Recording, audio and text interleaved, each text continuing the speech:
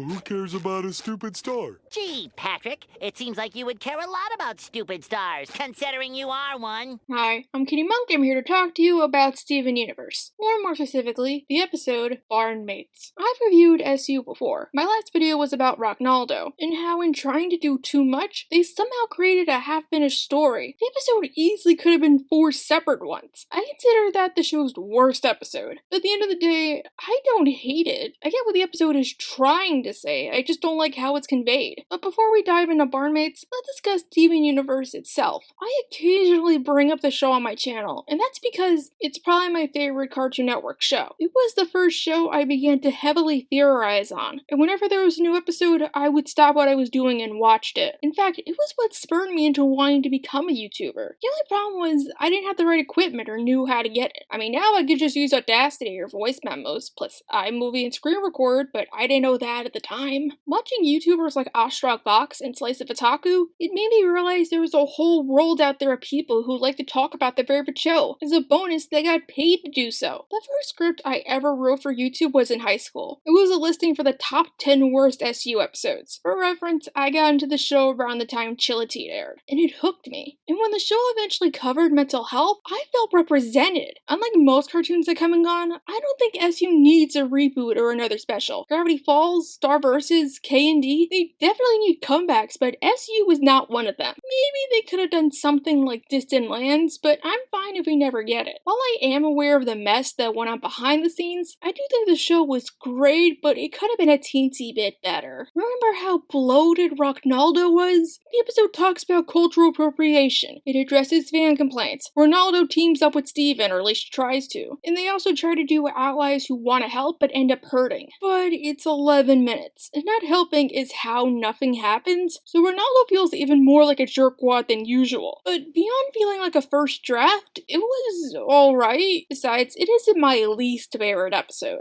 I think that handle belongs to Barn Mates. New Lars is a close second, but I can explain more on the former than the latter. So, some people love this episode. So, like usual, I might be giving an unpopular opinion. What do I so despise about it? Well, first off, the episode suffers from 3 problems, and these were major ones that plagued the show. The Steven perspective rule, the 11-minute runtime, the morals, which were usually either way too rushed or way too simplified. Years later, they remind me of Raya and the Last Dragon, where they might have good ideas, but sometimes they could be borderline dangerous. I'll get to each of them, but let's explain how we got here. In Season 1, Steven gets a mirror that shows him anything it's ever seen. Turns out it's powered by a gem, who isn't doing so willingly. Against the wishes of the CG, Steven befriends her and frees her. We meet Lapis Lazuli, who was trapped there for at least 5,000 years? Yeah, the show makes the point as centuries like a day to gems, but Lapis had no companionship, she was treated like a tool, and technically speaking, the crystal gems knew she was trapped there and never did anything to help. And there I stayed. Freedom in my sight, but out of reach for ages.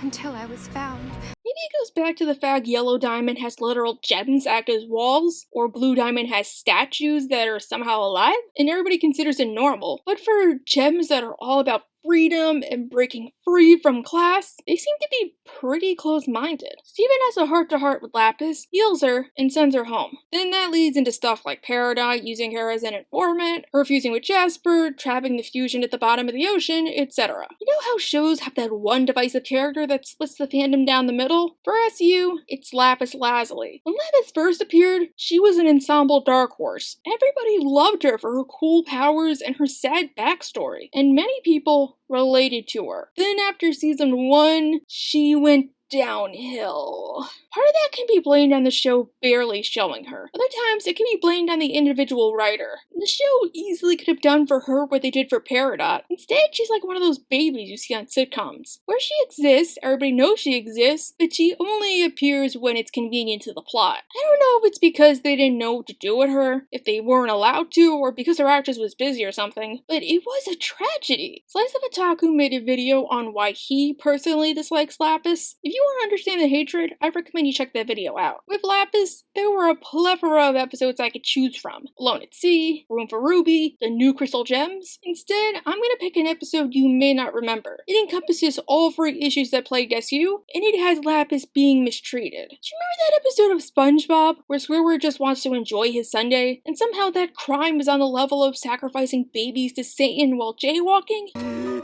don't deserve to wear those fezes! That's a pretty good summary of Barnmates. What helps is they're both 11 minutes. The episode begins shortly after Same Old World, where Steven was able to convince Lapis to stay on Earth, only to run into a complication. So we get Peridot being her egotistical self and talking on her tape recorder. She'll say, yes, Peridot, as impressed as I was by you on the ship, I am even more impressed with your new compact look and capacity for friendship. Wait, how is Lapis not concerned Peridot is short? Lapis, of course, wants nothing to do with Peridot. This isn't gonna work. I really thought I would be living alone here. Oh, here, how about this? We'll divide this place in half. You'll both have your own space. Sucks they can't just follow the American Dad way of doing it, but I digress. Peridot says she's changed, and also... I sabotaged my own mission. I helped save the Earth. I even yelled at Yellow Diamond. She's probably sending a whole fleet to find me and shatter me right now. Foreshadowing! But it's not like that anymore. It's different now. I'm different. Now yes, Peridot, to her credit, has changed, but that doesn't change the fact, pun not intended, that she still did things to Lapis in the past that the episode completely glosses over. It wasn't my idea. I was headed to Earth and I needed an informant.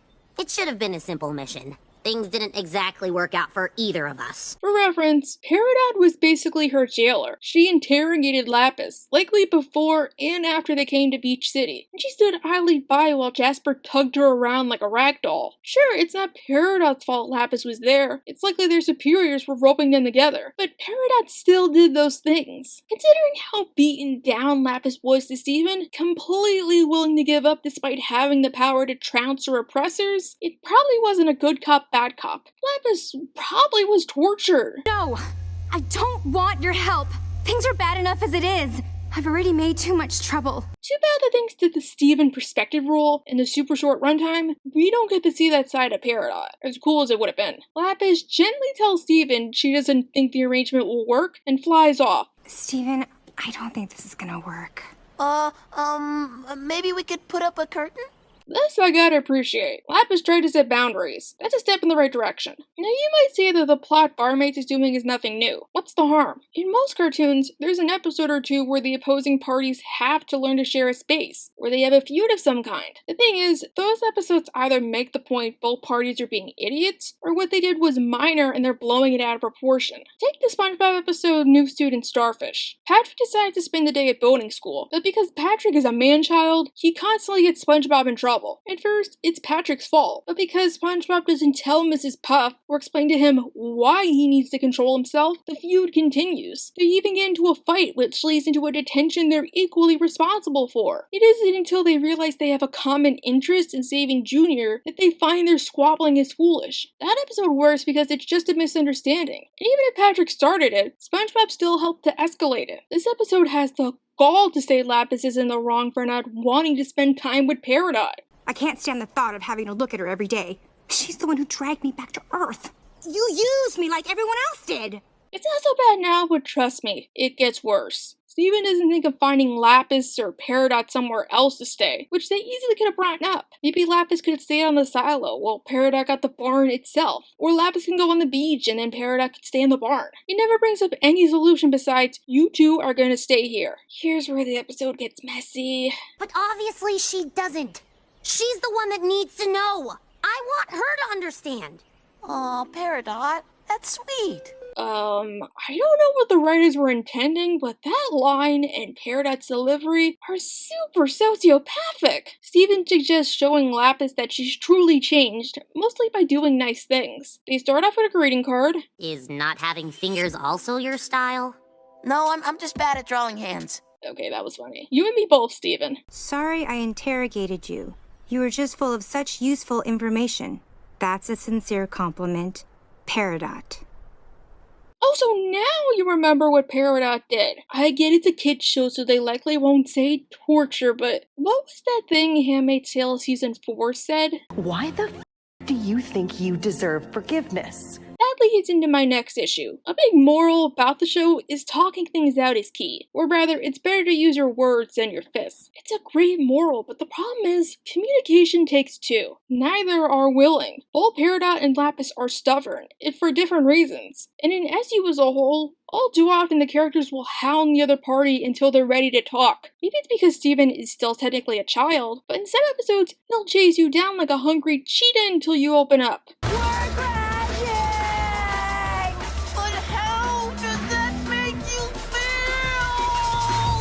Funny for a cartoon, but in the real world, that's not gonna get anybody to express their true feelings. Like I said before, it's practically sociopathic. If I were in Lapis's position, I'd probably punch somebody or scream. Technically speaking, Lapis is a victim and Peridot is the aggressor. At the very least, Peridot's a guilty party who doesn't feel all that bad about what she did. If you want me to sympathize with Peridot, you're gonna need to do more than just tell me she wants Lapis to be your friend because It's different now. I'm different. have her feel remorse. Actually try to do right. It took me over an hour to compose it, and I was the most sincere as per Steven's instructions. It could be she's just not much of a reader. Steven, my boy, I know you have the best intentions. You have yet to be trapped in space or see Jasper get corrupted. But please stop feeding into Peridot. Besides, you're a child. You shouldn't have to act as mediator to two adults. He suggests Peridot think of something Lapis might enjoy, so they, or rather Steven, come up with the idea of a lake. H2O, my gosh. It's a smaller than average lake. Okay, that seems more like a swimming pool than a lake, or just a really big puddle. It's from the hole when we drilled. Wait, didn't you go to the center of the Earth, like 5 episodes ago? Which is like 4,000 miles down? Peridot and I sealed it and filled it with water. How did you do that? It's a gift for you. You know, 'cause water's your thing. Pretty good, right? Couldn't you just ask her what she likes? The barn's out here in the country, but now you can get your moisture fix whenever. Do all that water stuff you do. Peridot, you and Steven do remember Lapis spent the last few months trapped in a prison of her own making in the ocean, right? I thought... It was an endless, crushing darkness. Water was the tomb I lived in for those months. Okay, that line was funny, but dang, Lapis! Don't worry, Steven. It's not your fault. Yeah, it kind of is. He was the one who gave her the idea, and he's the one who keeps egging her on. Something I do gotta give the episode is I like the backgrounds. Alone at Sea does the same thing, but it seems like the environment changes based on Lapis's mood. The more agitated she gets, the cloudier it is. I don't know if it's a stylistic choice, like with rose quartz, or if Lapis really has the power to do that, but it's a nice touch in an otherwise mediocre episode. Steven suggests that Peridot give her something she likes. How about my Camp Pining Hearts DVD? Which season? 5? Trash. Not gonna lie, that is kind of rude. Camp Pining Hearts is story-driven, right? What if you never watched The Owl House and I gave you a box set, but it was only for season 2B? You'd be so lost. Now, you know how cartoons love the rule of 3, right? Well, they make one more attempt to get Lapis to accept Peridot. And here's where the episode plummets. Plummets so hard it hits the center of the earth and shatters into a bunch of tiny little chunks. Peridot realizes there is something important she can give Lapis. The tape recorder. Ta-da! Okay, I don't like what they're doing, but that is so cute. Too bad Lapis doesn't see it that way. I don't want your garbage. Good for you, Lapis! I know the episode is trying to portray it as a moral event horizon, and normally I'd tell you a new one, but no. You go, girl. Yeah? What, were you trapped in a tape recorder too? Oh, I would have punched Peridot in the face if I was Lapis. Poofed her. So Peridot tries to apologize, but all she does is further and further tick her off, because she doesn't properly understand empathy, i.e. one of the core themes of this show. Maybe it's because Garnet teased her for being legitimately uncomfortable, so she's trying to do the same to Lapis. I get it. You're not ready. That's fair. Another time then. Actually, let's put a pin in that, shall we? It's another can of worms. I get what they were trying to do, but horrible execution. You're alone. No one could possibly know what that feels like. Oh wait, I do. We're the same. What's wrong with me? Oh, you're a sociopath. They are not the same. Not even close! You can never go back to Homeworld. Yeah, she technically can, unlike you. Peri, you're a traitor, but Lapis could just easily fly there and claim something like Jasper got destroyed and Peridot blew up. This place doesn't exactly feel like home yet. Because you're there, you little green menace. Look, Peridot was one of my favorite characters. She was so well written, I could look past the times when she was insufferable. Usually it was because the show would call her out. Except here, where they make the insufferable one in the right. So tell me then, what you want from me. And whatever that is, I'll do it. Finally! This is what you're supposed to do in a conflict! I want you To leave! Okay. Oh, now you listen! Good for you! Yes, it's bad now, but it gets much worse. All thanks to Steven Quartz himself. Lapis, why are you being so mean to her? She's really trying. Lapis, you're not even giving her a chance. A chance? This was the line that made me hate the episode. Lapis has every reason to not want to be within 500 yards of Peridot, let alone 5 feet. Peridot has done absolutely nothing to convince me she wants to be Lapis's friend besides... It's different now. Which isn't a valid reason. Steven knows her, but he doesn't tell Lapis until it's too late. And they never respect her boundaries or her privacy. At no point does Steven ever think to go to Lapis herself and ask something like, Lapis, what can we do instead? Or, Lapis, what can Peridot do? Because of the Steven perspective rule, they don't even discuss what happened on Homeworld. And when Lapis brings it up, they ignore it and treat her like a crazy person. They act like Peridot was a school bully who didn't really mean it. Or something like Princess Carolyn and Vanessa Gecko. Communication goes a long way. It takes two, and the one side we never get is Lapis. Remember how I said at the beginning one of the reasons SU went down was because of the morals? And how Steven will hound you down like an assassin until you follow his worldview? This episode dials that up to 20, along with his childlike view of it all. Season 3 is about Steven learning you can't just solve everything with talking. And some conflicts don't just disappear overnight. Why wasn't it done here? It would be the perfect time. Remember in Cry for Help, where Pearl tricks Garnet into fusing with her multiple times? And when Garnet finds out, she makes her frustrations well known? Don't defend her. Peridot is out there somewhere and Pearl's been distracting us with nothing. When the episode ends, the feud doesn't just stop. Garnet spends the next 5 episodes mad at Pearl, gradually going from giving her the silent treatment. I'm sorry. To communicating when necessary, Bernadette, how are you? Not now. to forgiveness. But you must choose to be strong so we can move forward, so I can trust you again. I understand. I can't give up anymore. I think they were trying to do that here, yet it doesn't work because, well, not trying to play trauma poker, but what Lapis went through is worse than betraying your friend's trust. And as is the case with most Lapis plots, they contained it to one episode. One 11-minute episode. The episode could have ended with Lapis agreeing to stay there, but not forgiving Peridot or trusting her. Little baby steps. Next episode, she's perfectly fine playing baseball with her? Didn't she not want to be within 500 miles of her? This is the end of the line. You really weren't kidding. I disobeyed a direct order from Yellow Diamond. And like I said with Star and Eclipsa, my biggest problem is the person who gave the speech. Steven, our titular main character. Because of how he said it and who he said it to, it feels like the showrunners gave off the wrong implication. The implications are dreadful when you think about it. What's that, Mom? You were abusive to me my whole life? And now you show up on my doorstep 20 years later? You're not even giving her a chance. What's that person who randomly mugged me on my way home and stole my purse, my cell phone, and all my money? You want me to forgive you?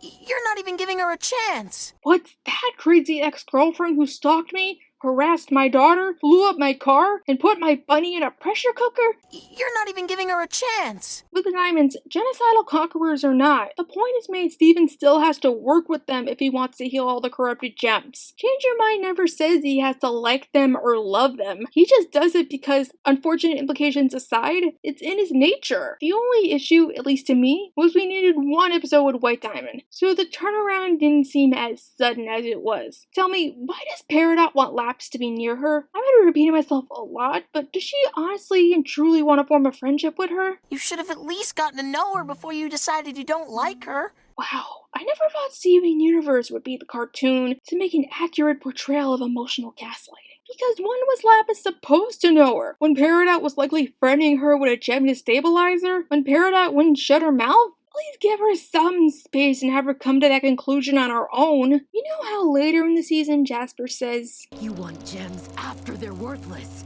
because when you're at the bottom, you'll follow anyone that makes you feel like less of a failure. I don't think she was totally wrong, surface-wise at least. You've stripped her of everything. Her limb enhancers, her status, her dignity. I still have one of those things. Turns out Peridot got the attention of a roaming eye. They're here! Ah!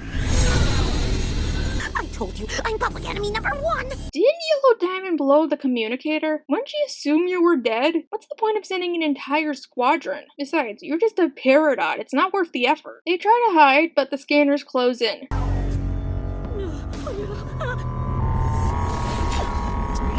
Wait, why won't the rubies try to contact them?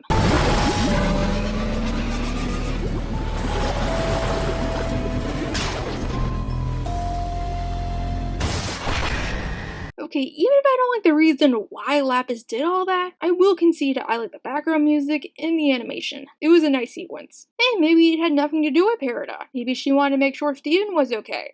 Peridot. Are you okay?